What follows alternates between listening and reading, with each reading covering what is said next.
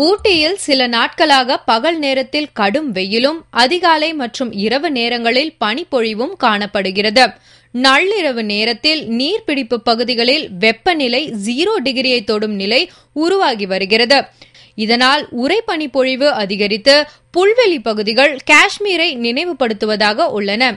ஊட்டி value view, Mukurthi, Avalanche, Upper Bhavani ஆகிய நீர்பிடிப்பு பகுதிகளில் காலை நேரத்தின் வெப்பநிலை 4 டிகிரி செல்சியஸாக குறைந்துள்ளது. இதனால் பள்ளங்களில் உள்ள தேயிலை செடிகள் கருகி காணப்படுகின்றன.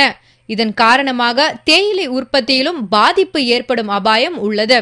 வரும் நாட்களில் கடும் பனிப்பொழிவு ஏற்படும் நிலையில் பெரும்பாலான பகுதிகளில் மலை காய்கறிகள் மற்றும் தேயிலைக்கு பெரும் பாதிப்புகள் ஏற்படும் அபாயம் உள்ளது. மழையால் அவதிப்பட்டு வந்த மக்களுக்கு தற்போது பனிப்பொழிவு பெரும் சவாலாக உள்ளது.